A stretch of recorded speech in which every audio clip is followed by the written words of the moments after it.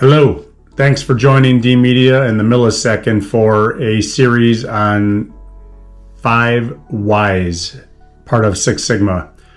So through D Media, we offer Six Sigma consultations, video training, e-learning with a SaaS platform that we build, business operations consultations, and just continuous improvement training for you and your staff overall. I think the most important thing is that companies need an outside perspective, and it takes fresh video, it takes a platform where employees and customers can get trained and educated, and it takes diligence of making small improvements every day. One of the things that we offer is a monthly training session for staff that's called Improve to Win, and this is a monthly community learning session.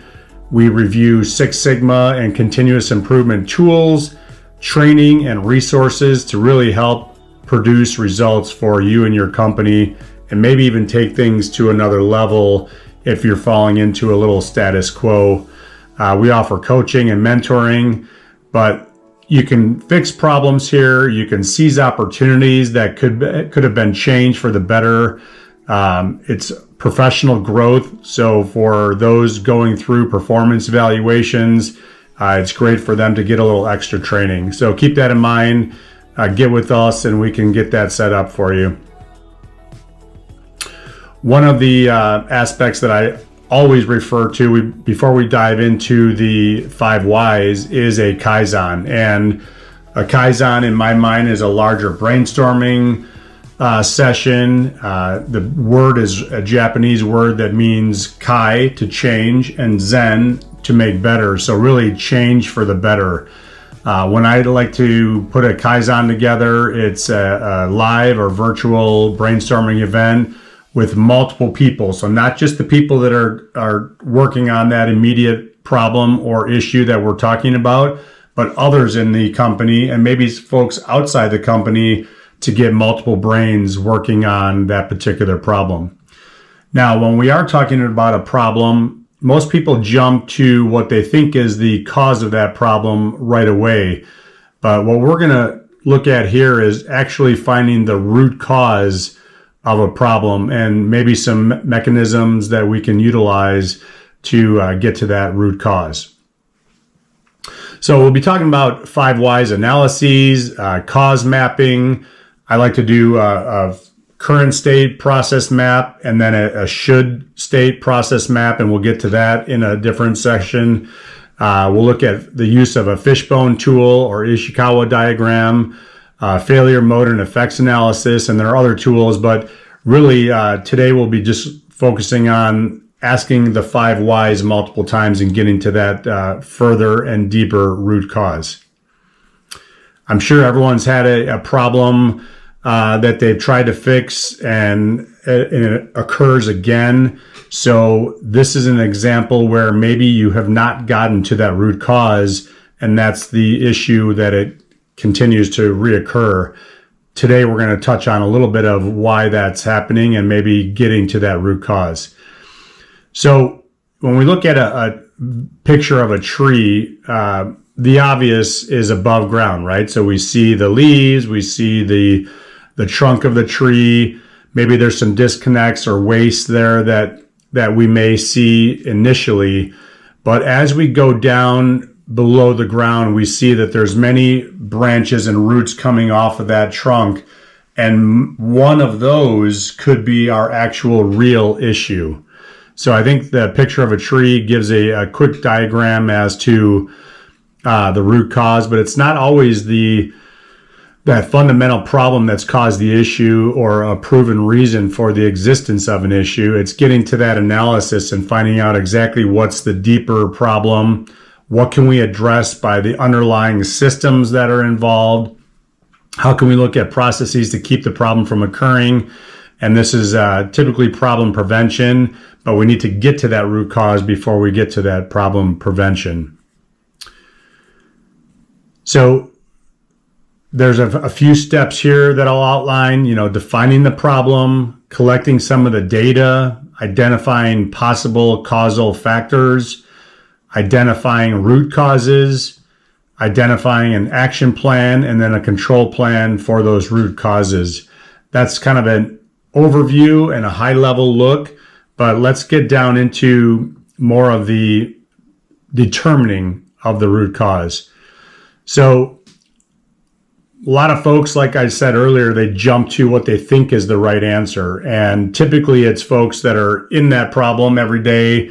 They're not necessarily seeing it from an outside perspective. That right answer may be limited, right? So again, as we get to the roots here, this is really getting down to a system of multiple optional solutions that we can then select the best problem or the best root cause that's leading to that initial problem. There are a few problem-solving steps we can define. So giving the problem by its impact to the overall divisional goals. We can analyze. This is creating a cause map or some of the other tools using cause and effect and why questioning. And then we can solve, and we can prevent or mitigate the negative impact to the goals by selecting the best solutions after we've done the analysis. One of the easiest examples that I've seen in the past, and I'm going to use it again here, is the sinking of the Titanic. So the overall problem or the goals of the issue were safety and the vessel. So safety, we had a loss of over 1,500 lives. We had a loss of the entire ship.